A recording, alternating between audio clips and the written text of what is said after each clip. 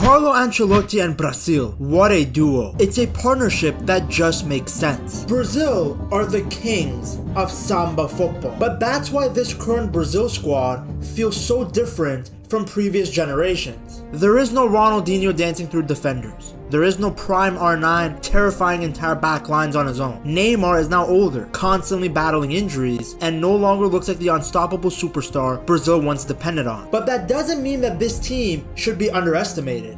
The eyebrow man, Carlo Ancelotti. Brazil may not have the same individual brilliance as the legendary squads of the past, but having Ancelotti leading is one of their biggest strengths. When it comes to tournaments and knockout football, there are few managers in football history that understand the pressure better than him. The man has won everywhere. Champions Leagues, league titles, massive finals, impossible knockout games. Ancelotti has seen it all. More importantly, he knows how to manage superstar dressing rooms and create calm in chaotic moments. In our generation, he might be the best manager after Pep Guardiola. Some fans might even make the argument that he's better than Pep. A serial winner, a calm figure on the sidelines. The man with the iconic eyebrow constantly chewing gum. He just aura farms on the sideline while his team makes history on the pitch. That's all the Brazilians need, because Brazil has never been about strict tactics or formations. Brazil is about joy, expression, emotion, the kind of football that feels more like dancing than working. You see it in the way they play, the way they celebrate. Football to the Brazilians is a celebration, not some 9-to-5 job. And Ancelotti, well, he coaches with love. He's not a dictator, he's more like a father figure, a friend, someone who builds loyalty and unity in the dressing room. After every big win, his players literally jumped on him. He creates a family in his squads. Look at the Real Madrid locker room in 2024. It was Friendship FC, everybody getting along with each other. He leaves and dudes are sending each other to the hospital. Freedom has always been the tactical motto of Carlo. He doesn't want to micromanage his players. He doesn't want them memorizing formations and positions as if they're writing an exam. Sure, he will give them directions, guidelines, but then he has faith in their ability to make the right decisions on the pitch. In a time where managers want to control every aspect of the game, Ancelotti is a breath of fresh air. If your team has talent, he will guide them. You saw that with his Madrid sides. Now he can do the same for Brazil. That's what makes this so special. It's Ancelotti's calm meeting Brazil's chaos. He can bring discipline to their flair without killing it. He already knows the core of this Brazilian team. Vini, Endre, Casemiro all played under him at Real Madrid. Even a player like Rafinha can cook under Ancelotti. Who doesn't want to have a player who runs non-stop and has the skills to create goals out of nothing? On top of that, knockout competitions are Ancelotti's bread and butter. There's a reason this man has had so much success in the Champions League. International management is also perfect for him because it's less intensive. You only see the players a few times a year, which is perfect for a coach like Ancelotti because he doesn't necessarily need these guys week in, week out to transfer his ideas. Especially since I mentioned earlier, many of the players on the team have already played under him before, so they know what is required to succeed. He's taking players he already understands and elevating them from club level winners to world champions. Because remember, Brazil is a country that breathes football, where the streets light up with samba every time the ball rolls, where winning the World Cup not only brings joy, but it boosts the economy. That's how deep football runs there. And yet for years, they've been lost. A footballing superpower without a clear identity. A team full of talent, but no direction. Random squads, random managers. I mean, at one point, Dani Alves was playing with Richarlison. That's how chaotic things got. But now, Brazil meets Ancelotti. This Brazil squad might not have the superstar aura from previous generations, but there's still a lot of quality to look out for. Starting in goal, Brazil are in a fantastic position with Alisson. When healthy, he's still one of the best goalkeepers in the world. His shot stopping is elite, and in tournament football that matters so much, because sometimes knockout games become ugly and chaotic, and you simply need a goalie that can save you in massive moments. Alisson has proven over and over again that he can do exactly that. Injuries are really the only thing holding him back at this stage, and even if something happens to him, Brazil still have Ederson as a backup, which is kind of crazy depth when you think about it. Ederson may not be the same level of shot stopper as Alisson, but his passing completely changes games. Playing out from the back becomes easier, and when teams push high against Brazil, Ederson can punish them instantly with one long pass in transition. Then at center back, Brazil have a duo that can compete with almost anybody in world football. Gabriel has developed into one of the best defenders on the planet over the last couple of seasons, and there's honestly an argument that he's been the best center back in the world. His partnership with Saliba was a massive reason why Arsenal finally won the Premier League. Those two barely conceded goal. Gabriel defends with aggression, emotion, and intensity. He throws himself into challenges, bleeds for the bad, dominates aerial battles, and in knockout football, he gives you another weapon because he's always dangerous from set pieces. Sometimes tournaments are decided by one random header, and Gabriel absolutely has that in his locker. Alongside him is Marquinhos, who has quietly continued being one of the most reliable defenders in Europe. Over the last 2 seasons at PSG, him and Pacho completely lock things down defensively. Marquinhos is calm under pressure, strong in 1v1 situations, and very comfortable on the ball. The balance between him and Gabriel works really well, because Gabriel can step forward aggressively, while Marquinhos covers space behind him. In midfield, Bruno Guimaraes still feels massively underrated outside of people who regularly watch Newcastle. He completely changes that team. Whenever he misses games through suspension or injury, Newcastle suddenly look far less dangerous and far less controlled. He's basically the perfect modern midfielder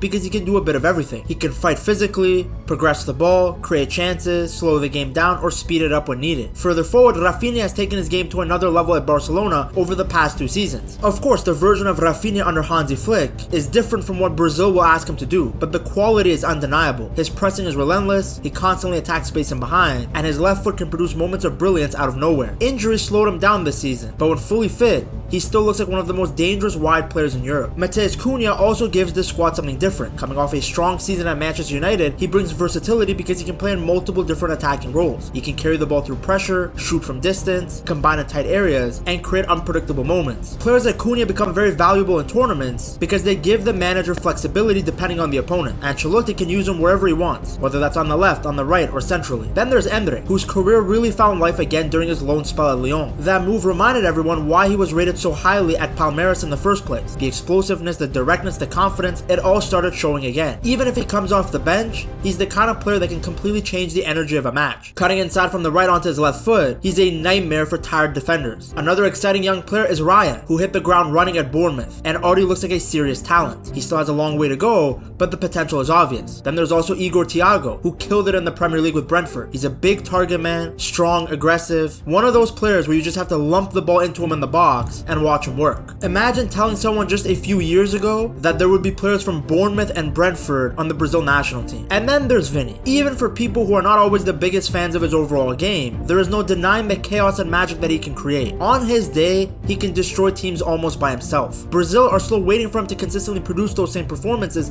in the yellow shirt, but if he finally puts everything together at a World Cup, he can completely change the ceiling of this team. So as you can see, this team has enough quality for Ancelotti to create some magic, and if he pulls it off, if he somehow wins the World Cup, it would be a moment that would elevate his legacy even more. Now you might be wondering, why would Eyebrow Man need anything more? 5 UCLs, the greatest Real Madrid manager of all time, won a league title in all top 5 European leagues. Does he really need an international trophy? It's a good question, and it's what makes Ancelotti's career so interesting, because for all of his success, he remains a controversial figure in football discourse. Some say he's only won because he's had the best squads, that he rode the coattails of stars like Zidane, Ronaldo, Kaká, and Modric. But others call him one of the greatest managers of all time, a man who has won everywhere, who made history at AC Milan, who brought La Decima to Real Madrid, a man who builds dynasties, not just teams. Well, a big reason for the split in opinion is because there is a pretty massive gap between Ancelotti's league resume and his history in knockout competition. He has almost as many UCLs as league titles. Now this doesn't seem bad. If anything, it looks crazy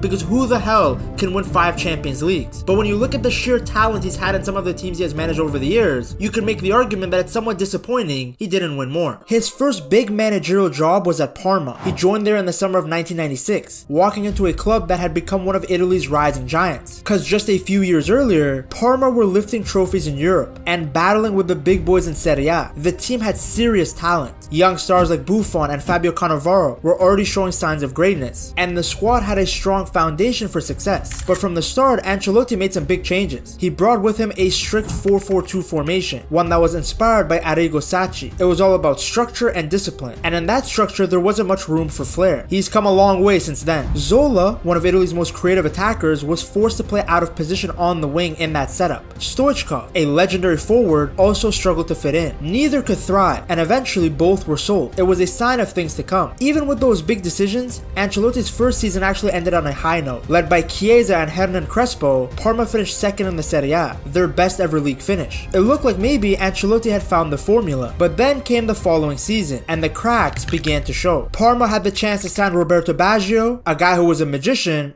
But Ancelotti said no. He didn't think a player like Baggio could fit into his system. Years later, he would call that a mistake, but back then, he was convinced the 4-4-2 was the only way to win. That season, naturally, things fell apart. Parma were knocked out in the first round of the Champions League. They made a decent run in the Coppa Italia, but only finished 6th in the league. For a squad with so much quality, it was a massive underachievement. And just like that, Ancelotti was sacked. It was one of the first signs in his career that Ancelotti's biggest strength, his belief in simplicity, could also be his biggest weakness. Well, the next club was Juventus. He joined them in February of 1999. It was another high-pressure job. At Juve, Ancelotti showed that he could adapt. He dropped his 4-4-2 system and gave Zidane the freedom to roam behind the striker. A bold move made in an attempt to allow Zidane to shine. In Europe, they made a solid run to the Champions League semi-finals, only falling to Manchester United, who would go on to win the entire tournament. But in the league, again, things didn't go well. Juve finished 7th in Serie A, far below expectations, and didn't even qualify for next season's Champions League. To make things worse, they lost to Udinese in the UEFA Cup playoffs, and were forced to settle for the Intertoto Cup, a competition seen by many as second-rate. Ancelotti's first full season looked more promising. Juventus actually won that Intertoto Cup right away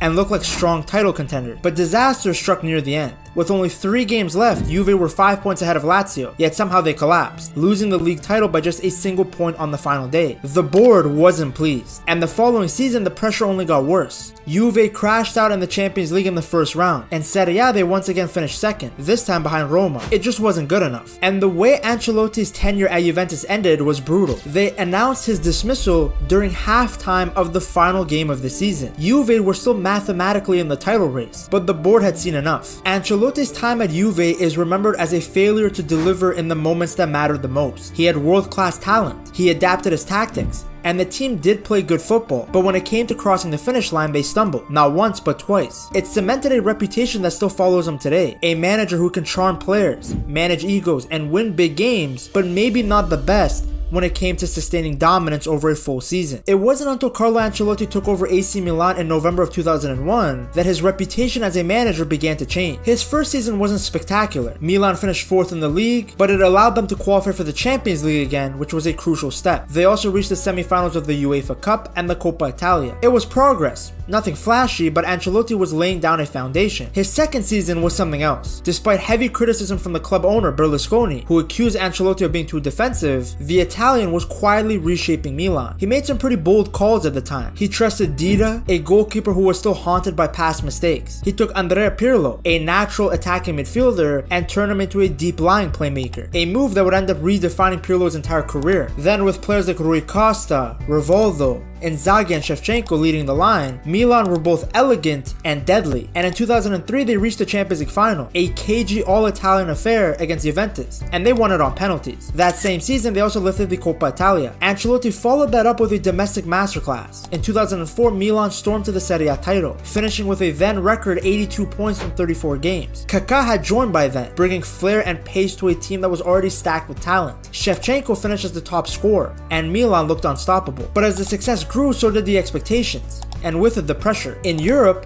Milan began to struggle. Despite winning the UEFA Super Cup in 2003, they were stunned by Deportivo La Coruña in the Champions League, throwing away a 4-1 first leg lead. Then of course came the heartbreak of Istanbul in 2005, a 3-0 lead blown against Liverpool. In the league, Juventus consistently edged Milan to the Scudetto, although most of these titles were later stripped from Juve after the Calciopoli scandal. Still, Milan under Ancelotti just couldn't dominate domestically, so Ancelotti decided to reinvent his system again, introducing the now famous Christmas tree formation, 4-3-2-1 or 4-4-2 diamond, however you want to look at it. The change in formation paid off. In 2007, they got their revenge on Liverpool, a 2-1 win in Athens that gave Ancelotti his second Champions League. That same season, Milan also won the UEFA Super Cup and the Club World Cup, but cracks were starting to show again, especially in the league. Their form dipped. Milan finished 5th and missed out on Champions League football. They were then eliminated early in Europe and the Coppa Italia. The team looked tired, the core was aging, and Ancelotti, a man who always sticks with experience over youth, could not get them to perform again. His final season brought a 3rd place finish, enough to return to the Champions League, but not enough to satisfy Milan's ambition. So on May 31st, 2009,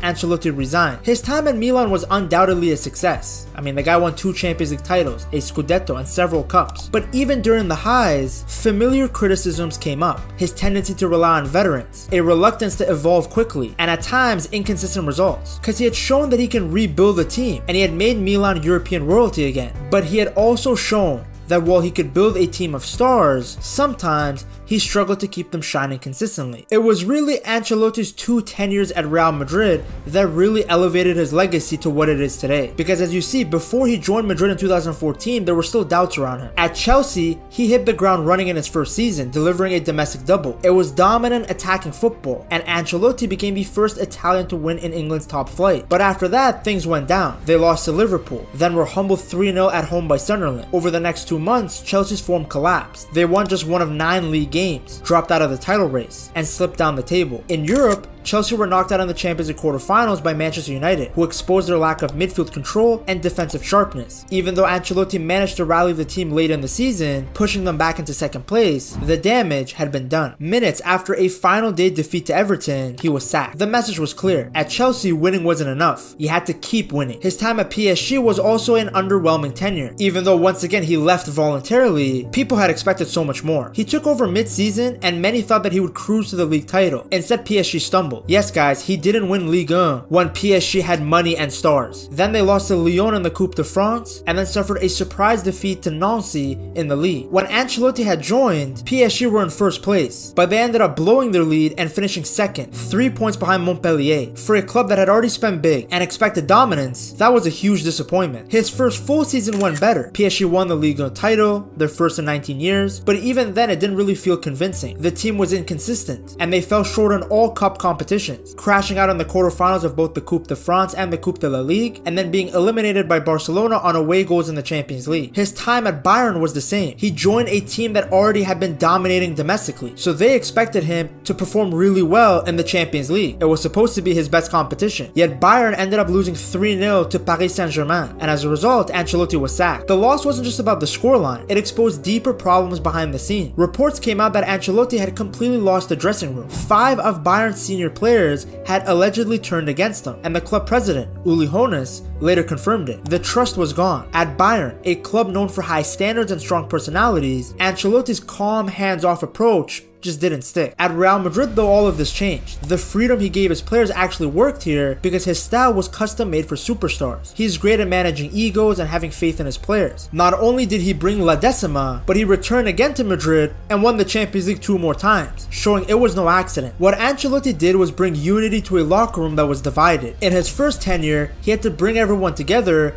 after just experiencing a crazy period under Mourinho. The second time around, he did the same thing, hence why people joked that Madrid won with the power of friendship. And that's exactly what Brazil needed. A big name manager who can create a good environment in which the players can play with flair and express themselves, where there's unity. Because while you can criticize Carlo's league resume over the years, his knockout tournament history is very impressive, and that's what Brazil will be competing in. This is a team that has talent, and as we have seen over the years, if you have the quality, Ancelotti will make them even better. Yes, he isn't the right guy for a team like Napoli or Everton, but whenever he's been at a club that had high quality players, he has succeeded. Now for Brazil to get to the next level, they need Vini at his best. They need Madrid Vini, not the Vini that we saw in Copa America 2024. And if there's one guy who knows how to get the best out of him, it's Carlo, a man who has consistently developed Ballon d'Or players. To see what a prime Vini looked like under Carlo Ancelotti, you gotta check out this video right here.